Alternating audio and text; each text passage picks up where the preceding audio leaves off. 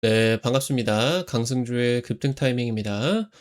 우리 급등 타이밍은 대한민국 개인 투자자분들께서 증시 현 시점에서 반드시 아셔야 되는 정보들과 그 수혜주 종목들에 대해서 말씀드리고 있습니다.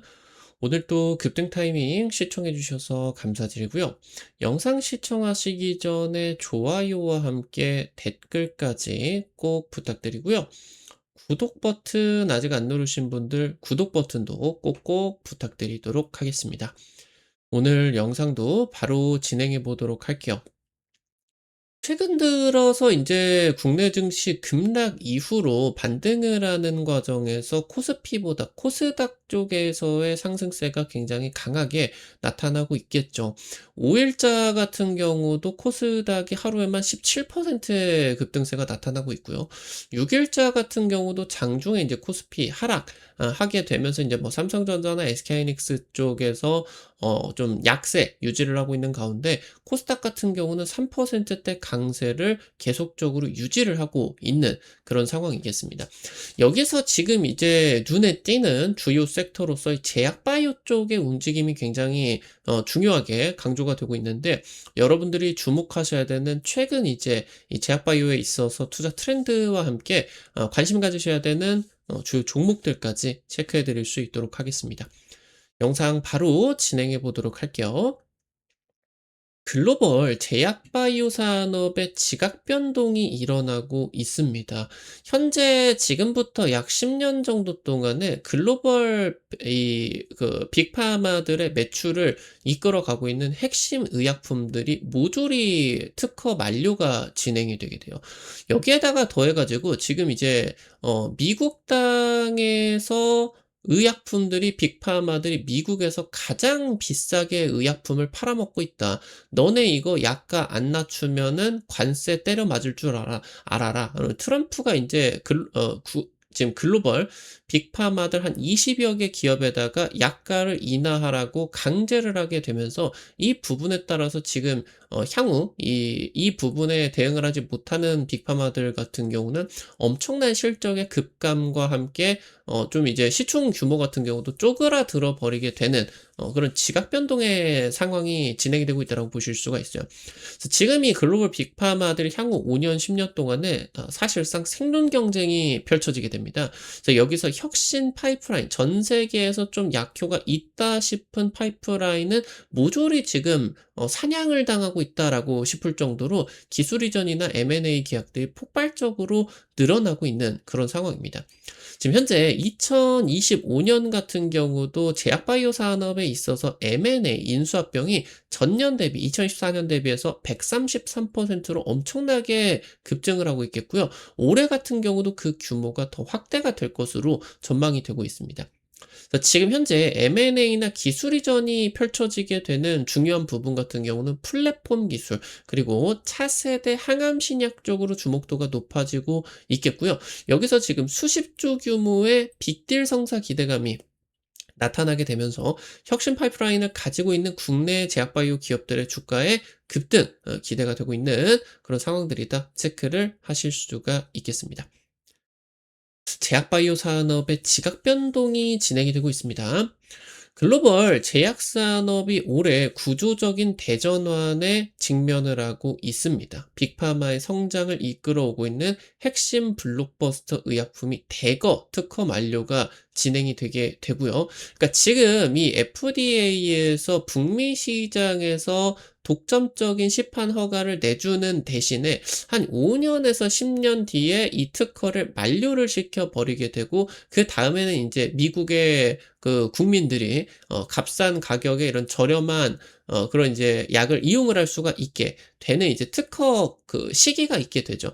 이 부분이 최근 이 빅파마들의 매출을 급증시켰었던 주요 의약품들이 대거 특허 만료가 되게 된다라고 이제 보실 수가 있게 돼요. 그러니까 지금 이제 이 특허가 만료가 돼 버리게 된다라고 하면은 바이오시밀러라고 하던가 아니면은 그냥 복제의약품이 나타나 버리게 되면서 기존에 원래 뭐 약 하나에 뭐 만약에 5천만 원이었다라고 하면은 이 5천만 원이 뭐 인제 반값에도 한 2천만 원, 3천만 원 정도로 팔리게 된다라고 하는 거예요. 그렇게 된다라고 했을 때 매출이 자연스럽게 쪼그라들어 버릴 수밖에 없겠다라고 하는 거죠. 지금 그러면서 트럼프 같은 경우는 빅파마와 최근에 약가 인하 정책에 합의를 하게 되었어요. 실제로 미국에서 뭐 유럽이나 다른 아시아 국가 대비해서 이 약 가격이 굉장히 비싸거든요. 그러니까 대부분의 나라들 같은 경우는 이 제약사와 정부 간의 약가에 대해 가지고 협상을 하게 됩니다. 근데 인제 미국 같은 경우는 특이하게 보험사들 같은 경우도 많고 하다 보니까 빅파마와 그런 이제 협의를 하는 대상들이 되게 많아요. 그러니까 자연스럽게 이게 약 가격이 올라갈 수밖에 없겠고 미국의 뭐 약 가격부터 해 가지고 의료 비용 같은 경우는 악명이 높죠. 잘못 응급실 갔다가 몇 천만 원 나오는 것도 뭐 어렵지 않으니까. 그래서 지금 여기서 인제 트럼프 같은 경우는 특히나 일반 소비자 대상으로 의약품에 대한 최애국 대우를 명시를 하게 됐어요. 그러니까 빅파마가 지금 미국 땅에서 엄청 비싸게 약을 잘 팔아먹고 있었는데 이제는 최애국 대우, 그러니까 지금 다른 나라에서 팔고 있는 최대 가격의 105% 정도 이상을 미국에서는 넘지 않아야 된다라고 인제 도장을 찍어 버리게 된 거죠. 그래서 지금 이 빅파마와 함께 의약품 관세 협상이 진행이 되고 있는 상황에 있어서 약가도 인하를 해야 되고 관세 같은 경우도 내지 않기 위해서 미국 내에다가 제조 시설 투자까지 강제가 되고 있는 그런 상황이에요. 그래서 빅파마가 지금까지 전 세계에 돈을 쓸어 담았으나 올해를 기점으로 굉장히 좀 이 구조적인 대전환이 진행이 되게 된다. 그래서 이 변화에 적응을 하지 못하고 도태가 되는 기업들 같은 경우는 기업이 뭐 엄청난 그런 뭐 영향을 발휘를 했었던 그런 기업들 같은 경우도 사라져 버리게 될 수도 있는 거죠. 현재 글로벌 빅파마들은 이 실적 공백, 대규모 실적 공백이 우려가 되고 있겠고요. 이거를 메꾸기 위해서 차세대 신약을 개발을 하는데 집중을 하고 있다라고 하는 겁니다. 그래서 여기서 지금 이 빅파마들이 내부 R&D 같은 경우, 그러니까 내부에서 신약 개발 같은 경우도 진행을 하는데 이 R&D 과정이 굉장히 시간이 오래 걸리죠. 후보 물질부터 해가지고 초기 임상까지만 한다라고 하더라도 5년에서 10년 정도 걸리고 돈도 많이 들어요. 그러니까 빅파마 내부에서도 이 파이프라인 발굴을 위해 가지고 열심히 할 텐데 그것만으로는 부족하니까 외부 이 자본들을 이 외부의 그런 자산들을 끌고 오는 거예요. 이 외부에서 다른 제약사들에서 개발을 한 이런 파이프라인 자산들을 돈을 주고 사오게 되는 겁니다. 외부 자산 확보 총력전이 지금 진행이 되고 있는 그런 이유겠고요. 작년 이제 제약바이오 산업의 M&A 규모가 전년 대비 아까 말씀드렸었던 것처럼 133%로 2배 이상 폭증을 하게 된 거고요. 그래서 올해 같은 경우 M&A라고 하던가 기술 이전의 흐름들이 더 빨라질 것으로 전망이 되고 있겠습니다.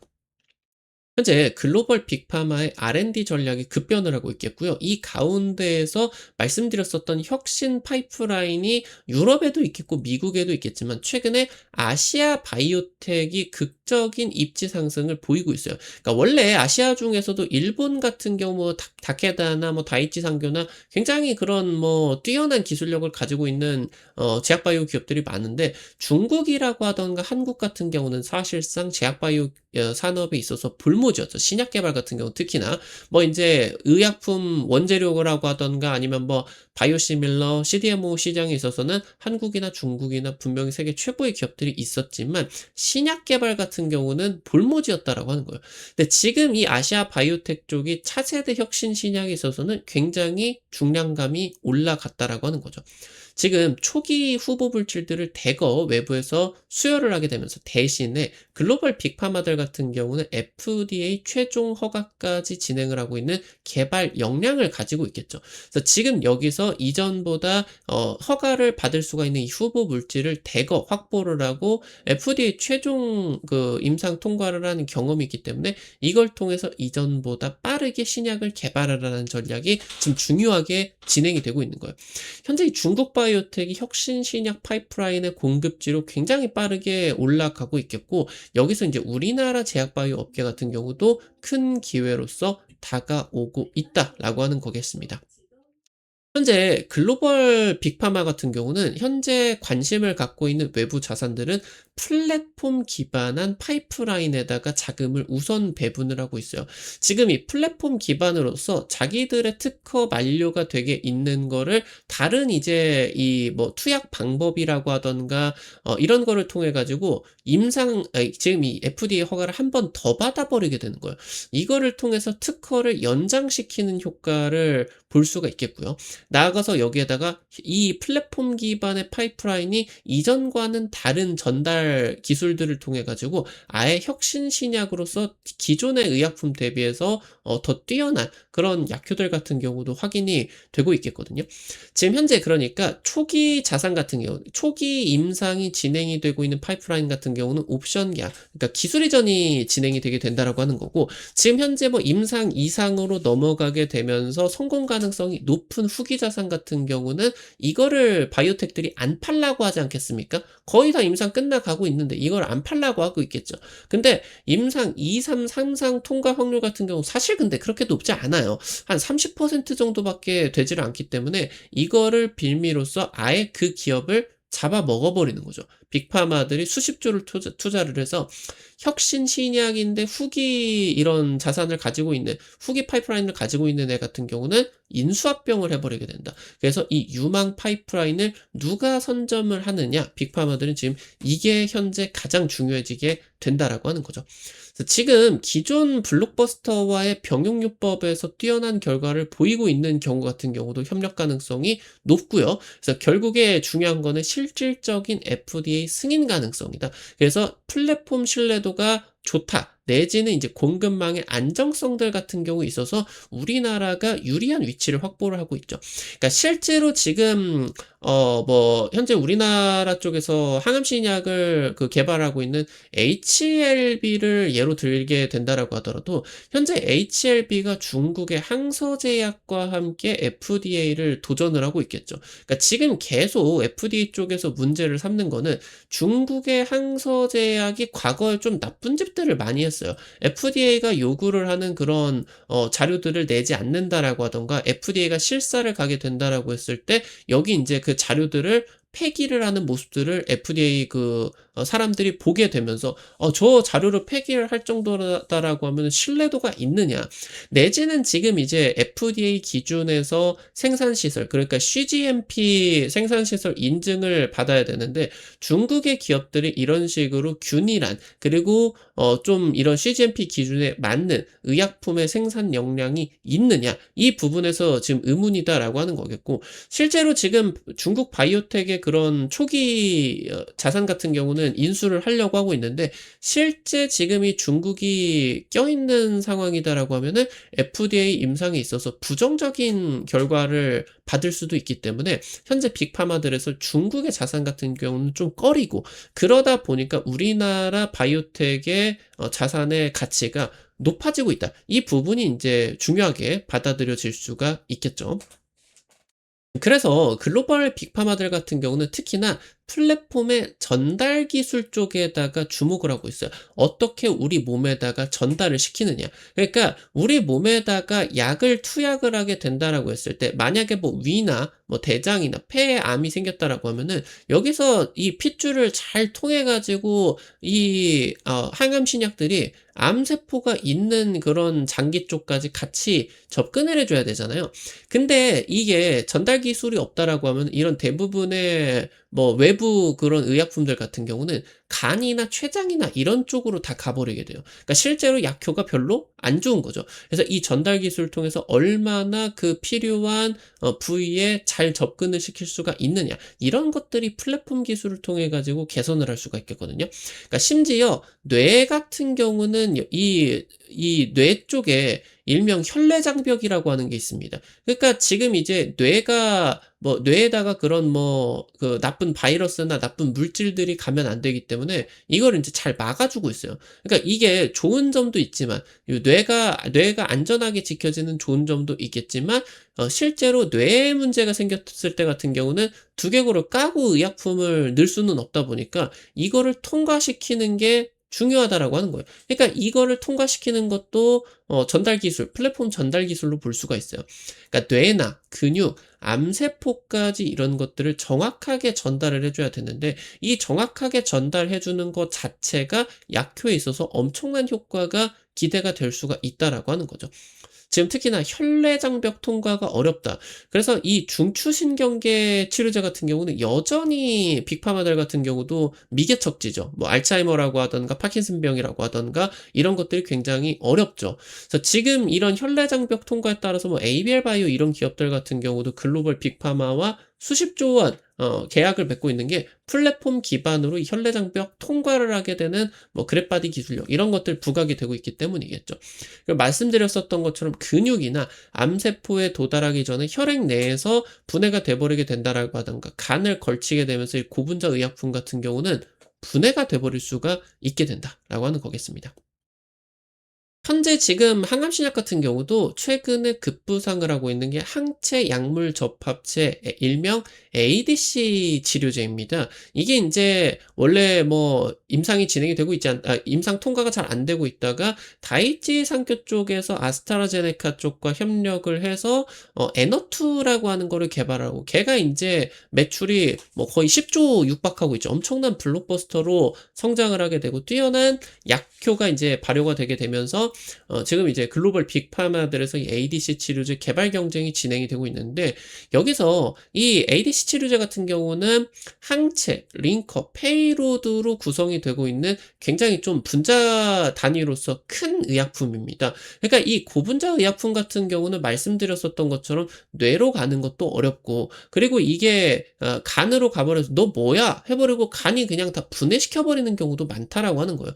그래서 지금 이 ADC 치료제가 결국에 사람한테 환자한테 투약이 돼서 암세포가 있는 주변에 가가지고 발현이 돼야 되는 이 주변 특이 환경에서 그러니까 이 ADC 치료제가 링커를 통해서 페이로드라고 하는 약물과 항체라고 하는 거를 꽉 잡고 있는데 암세포 주변에서만 표적 방출이 되어야 ADC 치료제의 효과가 높다라고 하는 거예요. 그래서 지금 에너투 성공 이후에 글로벌 빅파마의 관심이 집중이 되고 있겠고 2030년 400억 달러 규모로 4배 급성장 전망이 되게 되면서 현재 에너투 이후에 ADC 치료제 2.0 선점 경쟁이 펼쳐지고 있는 상황이 있어서 결국에 이 부분 같은 경우도 플랫폼 기술이겠죠. 이 페이로드와 항체가 잘 해체가 되지를 않고 바로 이제 이 암세포 주변에서 잘 표적 방출이 되는 이 플랫폼 기술이 중요해지게 된다.